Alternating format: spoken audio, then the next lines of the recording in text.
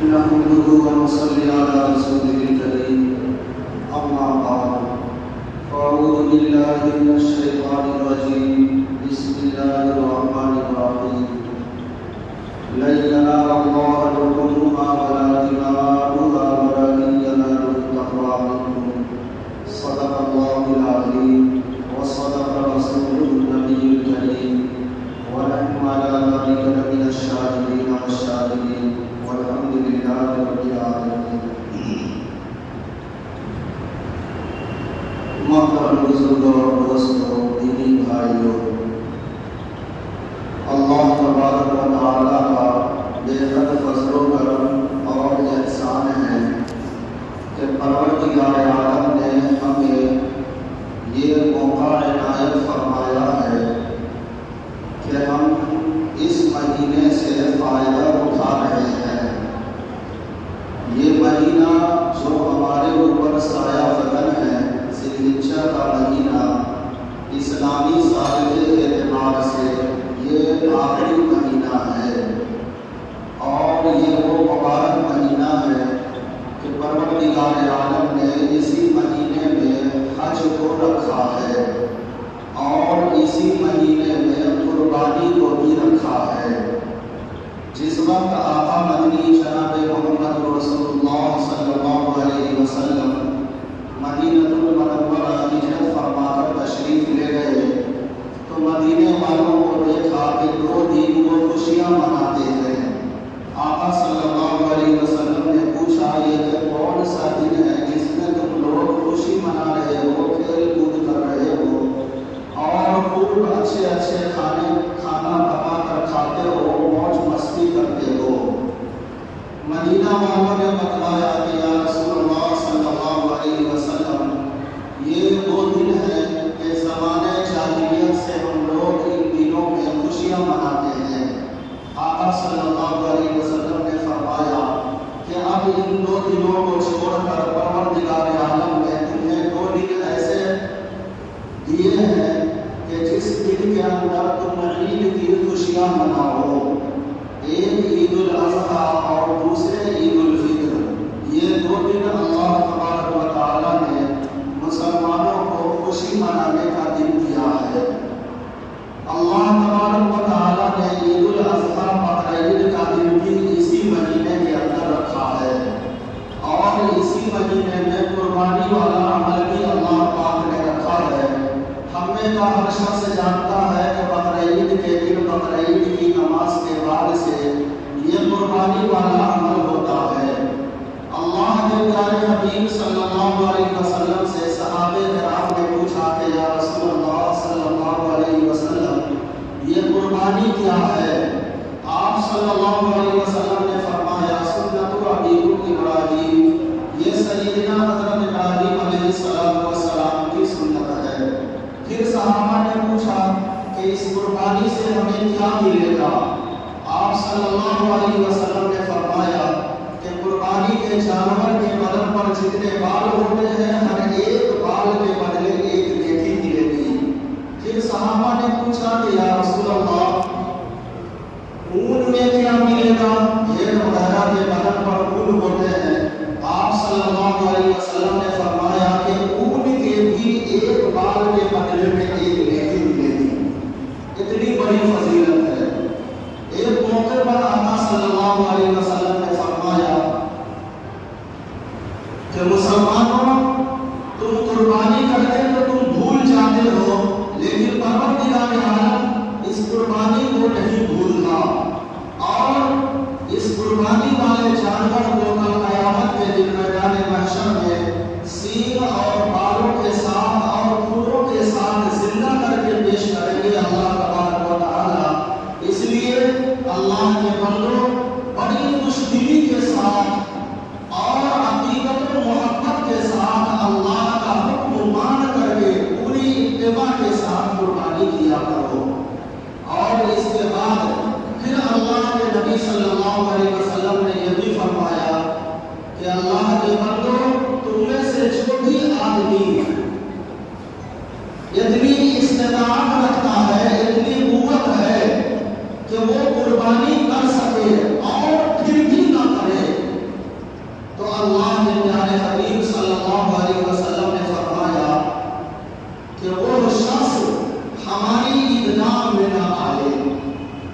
اتنی سخت وعید آقا صلی اللہ علیہ وسلم نے بیان فرمائی ہے۔ یہ قربانی کن پر واجب ہوتی ہے؟ قربانی 5 چیزوں کی وجہ سے واجب ہوتی ہے: سونا، چاندی، نقدی، اور چوتھے بزنس کا مال، اور 5ویں ضرورت سے زائد مال پر۔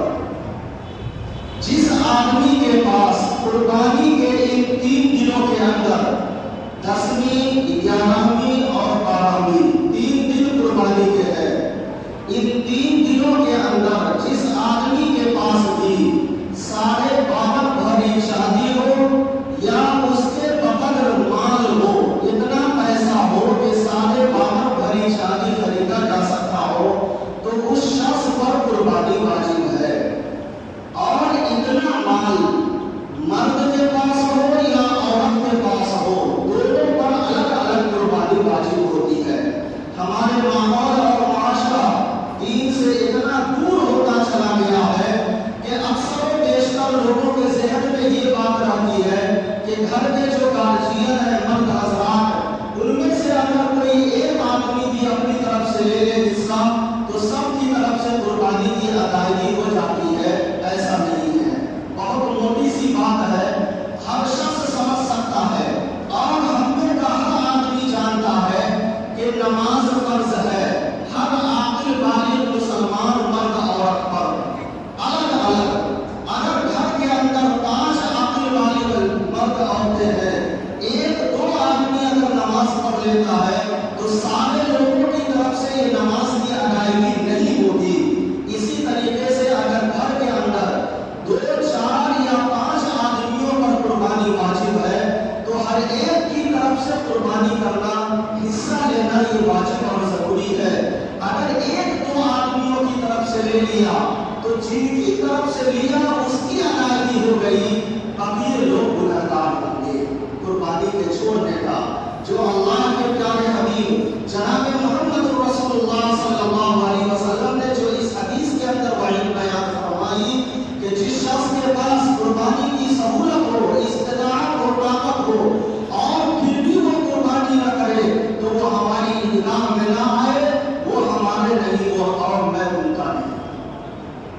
بڑی سخت وعید ہے، غور کرنے کی ضرورت ہے کہ آج ہم اپنے دنیاوی کاروبار میں، دنیاوی منافع حاصل کرنے میں، دنیاوی ضروریات کو پوری کرنے میں انسان اپنی عقل کو، اپنے وقت تک کی قربانی دیتا ہے، اور کسی بھی طرح سے ہمارا گھاٹا نہ ہو، نقصان نہ ہو، پورے اچھی طرح سے چھان بین کر کے آدمی دنیاوی فائدہ حاصل کرتا ہے۔ لیکن دین کے کام میں، شریعت کو سمجھنے میں اولاً ہم لوگ تو وقت نہیں دیتے اور ہم سمجھنے کی کوشش بھی نہیں کرتے ہیں، اور اگر سمجھ بھی لیتے ہیں تو اس پر عمل کرنے کی کوشش نہیں کرتے۔ یہ بڑے افسوس کا مقام ہے۔ یہ دنیا کی زندگی تو گزر جائے گی، مرنے کے بعد جب اس کی سزا ہمیں ملے گی، اس وقت ہمیں افسوس کرنا ہوگا، اور اس وقت کا افسوس کرنا کوئی فائدہ نہیں ہوگا۔ اللہ کے پیارے حبیب جناب محمد رسول اللہ صلی اللہ علیہ وسلم نے جو یہ فرمایا کہ یہ قربانی سیدنا حضرت ابراہیم علیہ نبی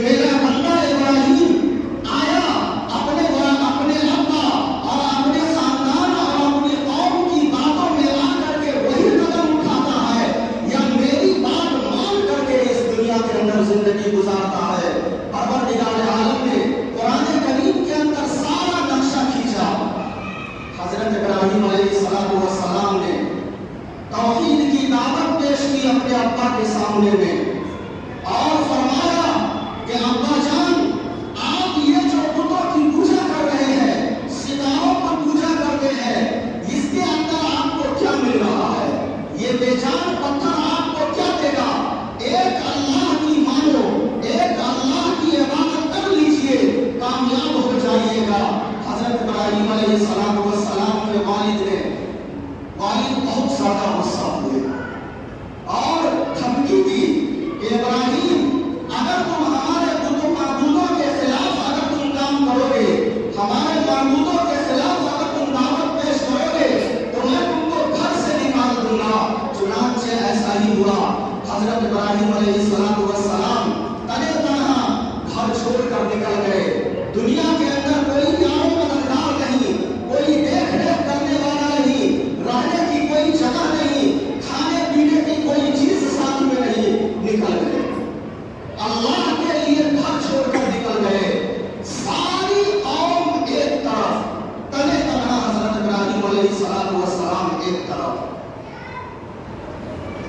پوری قوم سے وہ دعوت پیش کی، دعوت اللہ کہ اللہ کے بندو ان چیزوں کو چھوڑو جس کے اندر خود اپنی جان کی جان نہیں، جس کے اندر نفع نقصان کی صلاحیت نہیں، جس کے اندر خود کسی کو خود کو اپنا فائدہ حاصل نہیں کر سکتا، تمہیں کیا فائدہ پہنچائے گا؟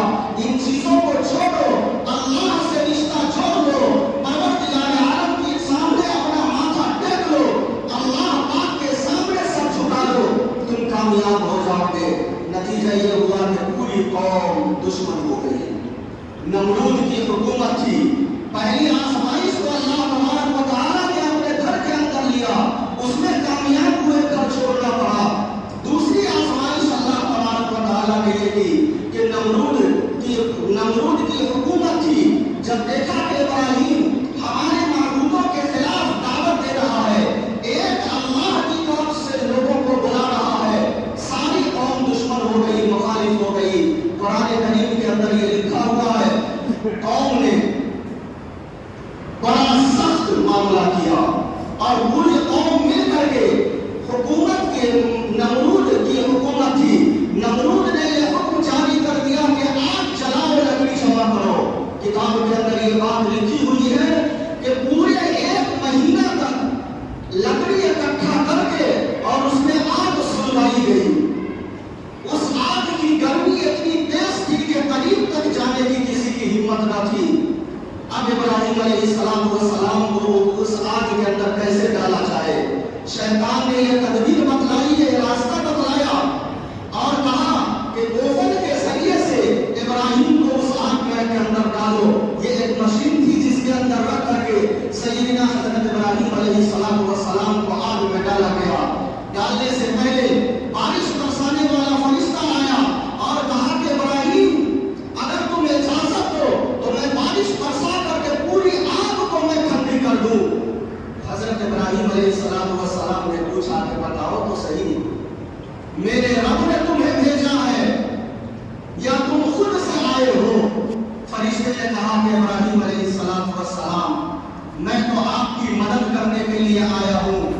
ابراہیم علیہ السلام نے فرمایا کہ ہٹ جاؤ، میرا رب سب کچھ دیکھ رہا ہے، میرا رب اس بات پر قادر ہے کہ مجھے چاہے تو اس آگ کے اندر جلا ڈالے، اور اگر میرا رب چاہے تو یہ آگ میرا کچھ بھی نہیں بگاڑ سکتی۔ میرا اور میرے رب کے درمیان کوئی پردہ نہیں، کوئی مدد نہیں، ہٹ جاؤ۔ ساری دنیا نے دیکھا، قرآن کریم کے اندر اللہ تبارک و تعالیٰ نے نقشہ کھینچا، سیدنا حضرت ابراہیم علیہ السلام کو اس آگ کے اندر ڈال دیا گیا۔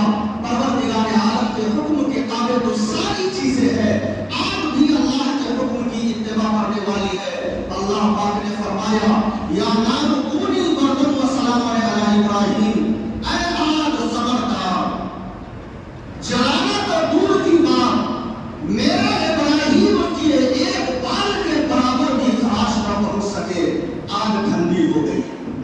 اور ایک بات میں آپ کو بتلا رہا ہوں، جب انسان کو گرمی سے پریشانی ہوتی ہے تو اسی طریقے سے ٹھنڈک سے بھی پریشانی ہوتی ہے۔ ابھی گرمی کا موسم چل رہا ہے،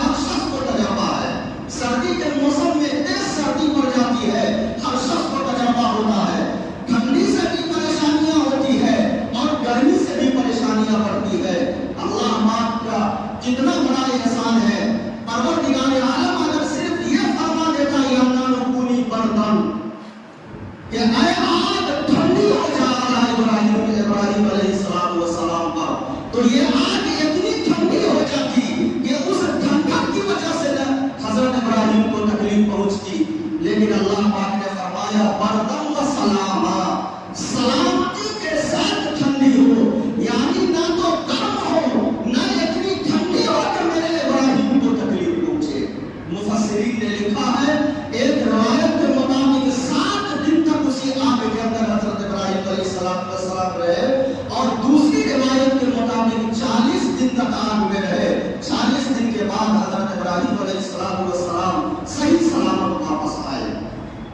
یہ دوسری آزمائش تھی جس میں کامیاب ہوئے. تیسری آزمائش بڑی منت سماجت کے بعد، دعا کرنے کے بعد، الہ العالمین رب ہب لی من الصالحین، مجھے ایک نیک صالح لڑکا عطا فرما. پوری عمر دعاؤں میں گزار دی، بڑھاپے کو پہنچ گئے. پروردگار عالم نے ایک بیٹا عنایت فرمایا جس کا نام حضرت اسماعیل علیہ السلام ہے. حضرت اسماعیل علیہ السلام کی پیدائش ہوئی. اس کے بعد اللہ پاک نے پھر تیسری آزمائش، تیسرا امتحان لیا حضرت ابراہیم علیہ السلام کا، اور یہ حکم دیا کہ ابراہیم تمہیں اپنے بیوی بچوں سے کچھ نہیں بنانا ہے، جاؤ آبادی کو چھوڑو بیابان جنگل میں جہاں نہ کوئی آدمزاد، نہ کوئی انسان، نہ چرند نہ پرند، اوپر آسمان نیچے دھرتی، اس جنگل کے اندر لے جا کر کے تم اسے چھوڑ دو اور تم اسے کچھ نہیں کرنا. سیدنا حضرت ابراہیم علیہ السلام جہاں ابھی خانہ کعبہ ہے، یہ جنگل کا علاقہ تھا، مکہ المکرمہ پورا جنگل سے بھرا ہوا تھا، صرف ایک نشان تھا خانہ کعبہ کا.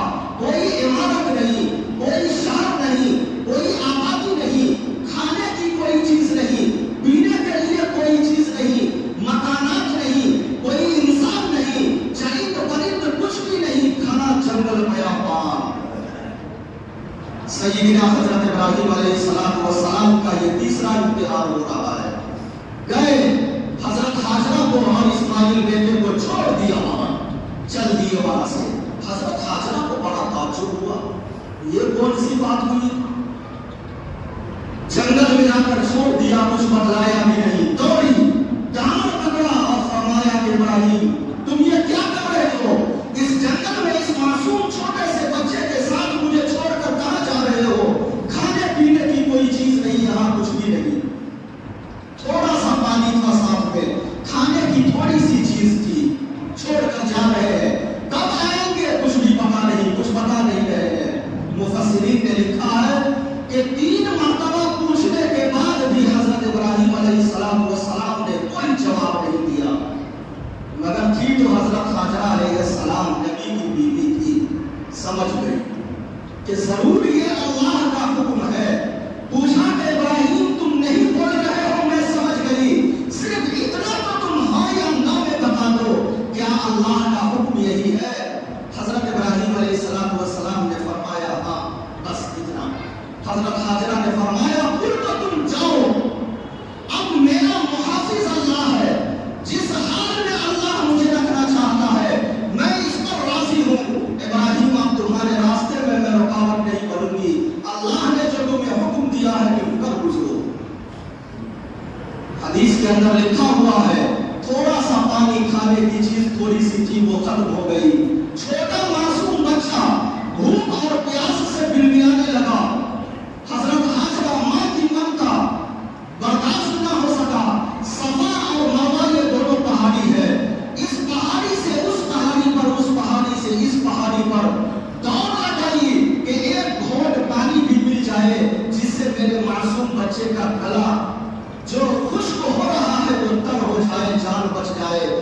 7 چکر لگایا ہے حضرت ہاجرہ علیہ السلام نے صفا اور مروا کا، لیکن کچھ نہ ملا. قربان جائیے حضرت ہاجرہ علیہ السلام پر پروردگار عالم کو ان کی یہ ادا اتنی پسند آئی کہ اس وقت سے لے کر کے قیامت تک تمام حاجیوں پر یہ لازم قرار دیا گیا کہ جب حج کرنے کے لیے جائے تو صفا مروا اس کے بعد سیدنا حضرت جبریل علیہ السلام تشریف لائے اور اپنا پر زمین پر مارا، جس سے چشمہ ابل گیا، پانی ابلنے لگا۔ یہ وہی پانی ہے جسے ہم آپ زمزم کے نام سے جانتے ہیں۔ یہ چشمہ اس وقت سے لے کر کے آج تک اسی طرح سے ابل رہا ہے جس طریقے سے شروع میں ابل رہا تھا۔ اس پانی کا خشک ہونے تک دور کی بات، پوری دنیا کے اندر یہ پانی جاتا ہے، پوری دنیا کے حاجی اور عمرہ کرنے والے وہاں جاتے ہیں اور پانی بھر بھر کر لاتے ہیں۔ آج تک پانی اس میں کا کم نہیں ہوا ہے، یہ چشمہ اسی طریقے سے ابل رہا ہے۔ یہ سیدنا حضرت ابراہیم علیہ السلام اور حضرت حاجرہ علیہ السلام کی یادگار ہے یہ پانی۔ یہ تیسرا امتحان تھا سیدنا حضرت ابراہیم علیہ السلام کا، جس میں کامیاب ہو گئے۔ چوتھا امتحان جو سب سے زیادہ سخت امتحان تھا، بڑھاپے کے عالم میں حضرت ابراہیم علیہ السلام بڑھاپے کو پہنچ گئے تھے۔ مفسرین نے لکھا ہے کہ حضرت اسماعیل علیہ السلام کی عمر اس وقت 13 سال کی تھی۔ فلما بلغ معه السعي قال يا بني إني أرى في المنام فانظر ماذا ترى۔ اللہ پاک نے قرآن کریم کے اندر نقشہ کھینچا کہ جس وقت حضرت اسماعیل علیہ السلام بلوغیت پر قدم رکھ رہے تھے، 13 سال کی عمر ہوئی، تو حضرت ابراہیم علیہ السلام نے 3 دن تک لگاتار خواب دیکھا کہ میں اپنے بیٹے اسماعیل کو اللہ کے نام پر قربان کر رہا ہوں۔ یہ چوتھا امتحان اور سب سے زیادہ سخت امتحان تھا۔ 3 دن تک لگاتار خواب دیکھا۔ ذرا غور کیجیے، اللہ تبارک و تعالی تمام انبیاء کرام علیہ الصلوۃ والتسلیم پر شریعت کے جتنے احکامات نازل فرمائے وہ حضرت جبریل علیہ السلام کے ذریعے بیداری کی حالت میں یہ حکم نازل فرمایا۔ لیکن حضرت ابراہیم علیہ السلام کو اسماعیل علیہ السلام کی قربانی جب اللہ کو مقصود تھی تو خواب میں یہ وحی نازل فرمایا۔ انبیاء کرام کا خواب سچا ہوتا ہے اور وحی کے درجے پہ ہوتا ہے۔ اللہ پاک اس وقت بھی یہ جانچنا چاہ رہا تھا کہ ابراہیم اپنے دل کی کیفیت کو کیسی اس کی رہتی ہے، اپنی کیفیت کو کیسے ظاہر کرتا ہے میرا ابراہیم، ذرا دیکھے تو صحیح، کہیں ایسا تو نہیں ہے کہ خواب سمجھ کر یوں ہی ٹال تو نہیں دیتا یا اس پر عمل کرتا ہے۔ 3 دن کا خواب دیکھنے کے بعد قال یا ابت افعل ما تؤمر ستجدنی ان شاء اللہ من الصابرین۔ حضرت ابراہیم علیہ السلام نے حضرت اسماعیل علیہ السلام سے فرمایا کہ بیٹا میں خواب دیکھ رہا ہوں کہ میں اللہ کے لیے تم کو قربان کر رہا ہوں، صرف 13 سال کی عمر ہے۔ ذرا غور کیجیے، اس عمر کے اندر ایک معصوم بچے کو اچھے اور بری چیز کے سوچنے کی صلاحیت نہیں ہوتی، اچھائی اور برائی میں فرق کرنے کی صلاحیت نہیں ہوتی، کسی نفع نقصان کو سمجھنے کی صلاحیت نہیں ہوتی۔ لیکن حضرت ابراہیم علیہ السلام نے اپنے بیٹے سے پوچھا اور فرمایا کہ بیٹا میں دیکھ رہا ہوں کہ اللہ کے لیے میں تمہیں قربان کر رہا ہوں۔ یہ مشورہ جو لیا حضرت ابراہیم علیہ السلام نے اس لیے نہیں، مفسرین نے لکھا ہے کہ مشورے کا تو مطلب یہ ہوتا ہے کہ دونوں پہلو ہوتے ہیں، ہاں کے بھی اور نہ کے بھی۔ ابراہیم علیہ السلام کا مشورہ ایسا نہیں تھا، بلکہ ابراہیم علیہ السلام تو اللہ کا حکم کو ماننا ہی تھا، چاہے بیٹا ہاں کہے یا نہ کہے۔ اور ابراہیم علیہ السلام کو اس بات کا یقین تھا کہ یہ میرا بیٹا ہے، جس ماں نے اسے تربیت دی ہے، جس باپ نے اسے تربیت دی ہے، وہ اللہ کا مقبول و محبوب بندہ ہے، اللہ کا مقبول و محبوب بندی ہے، یہ بیٹا ضرور ہاں نہیں جواب دے گا۔ جیسے ہی بیٹے نے سنا، حضرت اسماعیل علیہ السلام نے فرمایا، حضرت اسماعیل نے فرمایا یا ابت افعل ما تؤمر، کہ میرے ابا یہ تو بڑی خوشی کی بات ہے کہ اللہ پاک مجھے مانگ رہا ہے، اس میں سوچنے سمجھنے کی ضرورت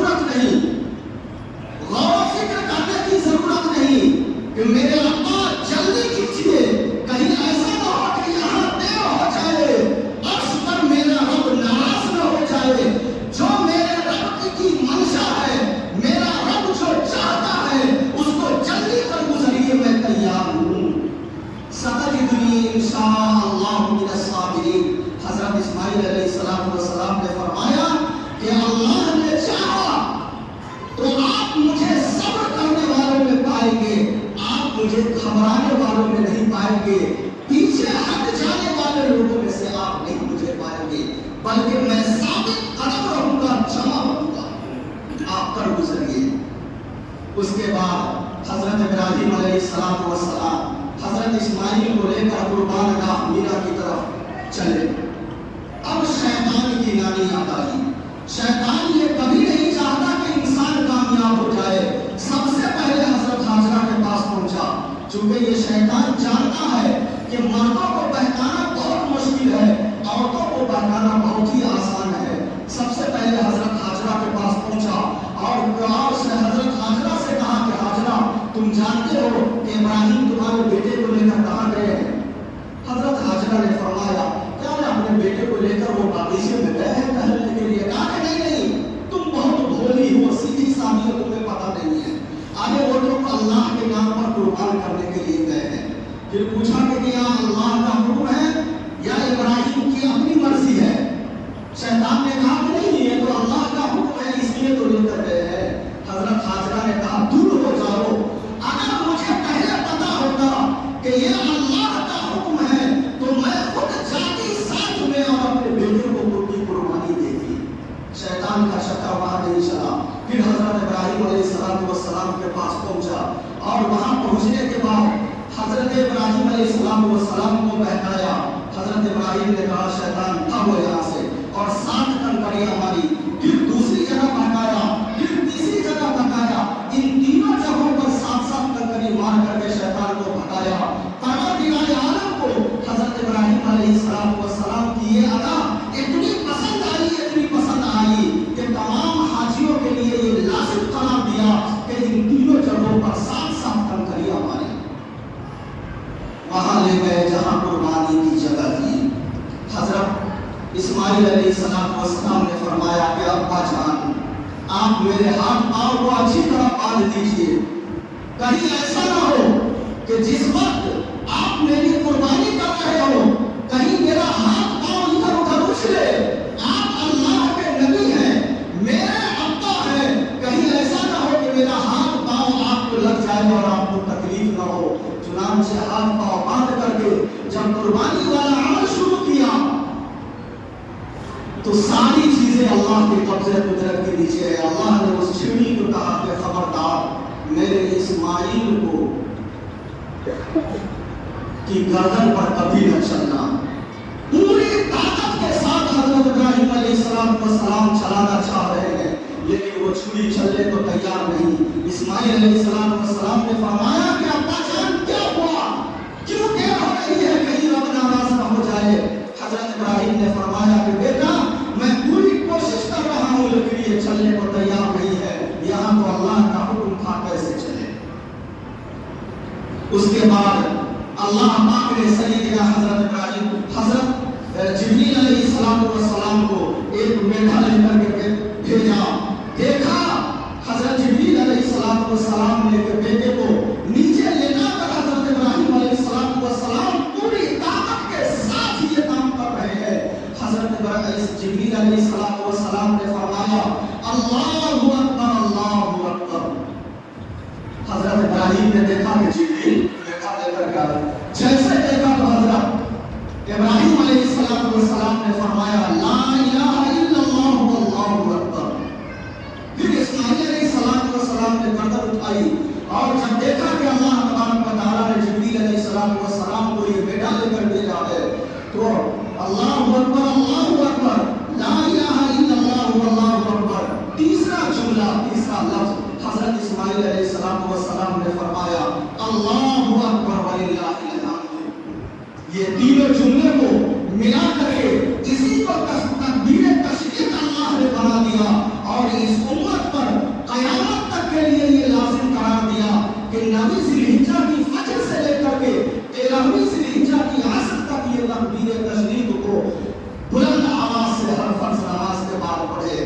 اللہ اکبر لا الہ الا اللہ واللہ اکبر وللہ الحمد۔ یہ عمل اتنا پسند آیا چنانچہ اللہ تبارک و تعالیٰ نے اس میڈے کی قربانی کروائی۔ قرآن کریم میں فرمایا فلما اسلما وتلہ للجبین ونادیناہ یا ابراہیم قد صدقت الرؤیا۔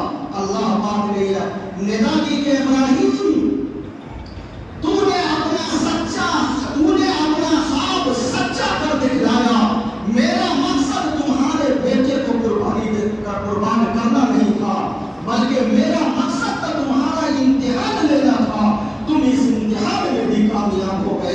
चुनाचे परवरदिगार आलम ने कुरान करीम के अंदर आगे पूरा नक्शा खींचा। उसके बाद अल्लाह तबारक व तआला ने ये 4 इम्तिहानात लिए, चारों में कामयाबी मिल गई। इस कामयाबी के बाद अल्लाह तबारक व तआला ने मुस्तकिल 7 इनाम अल्लाह तबारक व तआला ने कुरान करीम के अंदर पूरा लिखा हुआ है, हजरत इब्राहिम अलैहिस्सलाम को दिया। ये यही कुर्बानी वाला अमल है जो परवरदिगार आलम ने हमारे ऊपर वाजिब करार दिया है कि जिस शख्स के पास जो शख्स साहिब निसाब हो उस पर कुर्बानी वाजिब है। और उस शख्स के लिए आज भी हम कुर्बानी तो करते हैं, ये सिर्फ हमारे ऊपर नहीं है, पिछली कौम से ये कुर्बानी चली आ रही है। परवरदिगार आलम ने तमाम उम्मतियों पर यह कुर्बानी रखा था।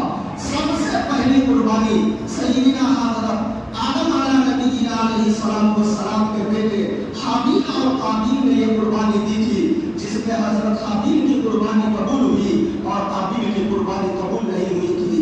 हजरत हाबील ने एक दुम्बा की कुर्बानी दी थी और काबील ने कुछ गल्ला अनाज वगैरह की कुर्बानी दी थी, यह कबूल नहीं हो सकी थी। पिछली उम्मतों के अंदर तो कुर्बानी देने का रिवाज भी अल्लाह ने रखा और कुर्बानी भी लोगों ने दिया है, मगर उस कुर्बानी को खाने की और इस्तेमाल करने की इजाजत नहीं थी। एक जगह पहाड़ी पर अल्लाह तबारक व तआला की तरफ से मुतय्यर थी, जितने लोग कुर्बानी पेश किया करते थे उस जगह ले जाकर रखते थे, आसमान की तरफ से आ जाती और जिसकी कुर्बानी को उठा कर ले जाती चला खा जाती, उसकी कुर्बानी ये अलामत थी कि उसकी कबूल हो गई, और जिसके हिस्से को आग नहीं छूती नहीं ले जाती, इस बात की अलामत थी कि उसको कुर्बानी कबूल नहीं हुई थी। अल्लाह के प्यारे हबीब जनाब मोहम्मद रसूलुल्लाह सल्लल्लाहु अलैहि वसल्लम ने फरमाया कि ये मेरी उम्मत की खुसूसियत है कि बंदा कुर्बानी भी करे और फिर पूरा अपने आप को खा करके भी खत्म कर दे, फिर भी अल्लाह पाक उसको कबूल करता है। अल्लाह के प्यारे हबीब सल्लल्लाहु अलैहि वसल्लम ने फरमाया कि जो आदमी भी कुर्बानी करता है, एक कतरा खून का जमीन पर गिरने से पहले ही अल्लाह तबारक व तआला उसको कबूल कर लेता है। अल्लाह के यहाँ ये कबूल हो जाता है। इसलिए अल्लाह के बंदों पूरी खुशदिली के साथ कुर्बानी करो। और अल्लाह के प्यारे हबीब जनाब मोहम्मद रसूलुल्लाह सल्लल्लाहु अलैहि वसल्लम का ये मामूल रहा है कि मदीनतुल मुनव्वरा तशरीफ ले जाने के बाद 10 साल तक इस दुनिया के अंदर तशरीफ फरमा थे, हर साल कुर्बानी किया करते थे 2 मेंढे की। हजरत अनस रज़ियल्लाहु ताला अन्हु फरमाया करते थे, फरमाते हैं कि आका सल्लल्लाहु अलैहि वसल्लम 2 मेंढे की कुर्बानी किया करते थे अपने हाथ से, और एक अपनी तरफ से और एक पूरी उम्मत की तरफ से कुर्बान किया गया आका सल्लल्लाहु अलैहि वसल्लम। ऐसे मौके पर भी हमें नहीं भुलाया। और एक हम है जो आका की बातों को नाउज़ुबिल्लाह रातों दिन ठुकराते हैं, आका के बतलाए हुए तरीके के खिलाफ हम जिंदगी गुजार रहे हैं। इसलिए जिन लोगों को हैसियत हो, सहूलत हो, तो अपनी तरफ से और कम अज़ कम आका मदनी जनाब मोहम्मद रसूलुल्लाह सल्लल्लाहु अलैहि वसल्लम की तरफ से भी कुर्बानी किया है। और दूसरी बात यह है कि आका सल्लल्लाहु अलैहि वसल्लम ने खुद अपने हाथ से यह कुर्बानी की है। मुहद्दिसीन ने लिखा है, मुफस्सिरीन ने लिखा, उलमा ने किताब के अंदर लिखा है कि बेहतर और अफजल तरीका यह है कि आदमी अपने हाथ से कुर्बानी करे, और अगर किसी की वजह से न कर सकता हो तो दूसरों से भी करा ले, कुर्बानी कबूल हो जाएगी। मगर इस कुर्बानी को न छोड़े। अगर अल्लाह ने सहूलत दी है तो इस अमल को करना चाहिए। कुर्बानी का असल पैगाम ही यही है कि ये कुर्बानी जो होनी चाहिए ये अल्लाह के लिए होनी चाहिए। कुर्बानी भी और तमाम इबादत, नमाज, रोजा, ज़कात, हज, सारी चीजें सिर्फ और सिर्फ अल्लाह के लिए होनी चाहिए। परवरदिगार आलम ने फरमाया फसल्लि लिरब्बिका वनहर, कि आप अपने रब के लिए सिर्फ और सिर्फ नमाज पढ़िए और कुर्बानी भी सिर्फ और सिर्फ अल्लाह तबारक व तआला के लिए कीजिए। इसलिए यह कुर्बानी हमें पैगाम देता है कि अल्लाह के बंदो, जिस तरीके से तुमने कुर्बानी की है, अल्लाह के तमाम हुक्मों को मुकद्दम रखो। पहले अल्लाह का हुक्म बजा लाओ, चाहे उस हुक्म पर अमल करने में ज़ाहिरी एतबार से हमें फायदा समझ में आए या ना आए, उसकी हिकमत हमें समझ में आए या ना आए,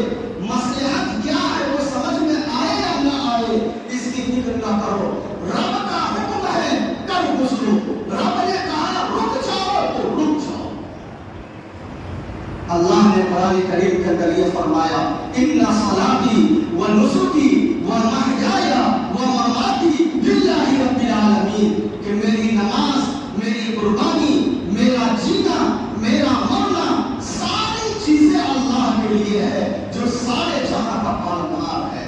اس لیے ہر ایک چیز کے اندر دنیا میں زندگی گزارتے ہوئے جو بھی ہم عبادات کرے، اللہ کے لیے جو بھی کام کرے، نیکی کا راستہ اختیار کرے، جو بھی نیک عمل کرے، ان تمام نیک عمل کے لیے اللہ کو راضی اور خوش کرنے کی نیت کرنا چاہیے اور اللہ کے حکم کو بجا لانا چاہیے، چاہے ظاہری اعتبار سے ہمیں فائدہ سمجھ میں آئے یا نہ آئے، ظاہری اعتبار سے ہمیں نقصان کیا ہو رہا ہے نہیں ہو رہا، اس کی فکر نہیں کرنی چاہیے۔ ہر شخص کو اپنے طور پر غور و فکر کرے، تنہائی میں بیٹھ کر سوچے کہ ہماری زندگی سے نیکیاں کتنی دور ہو چکی ہے اور گناہ کتنے قریب ہمارے ہو چکا ہے۔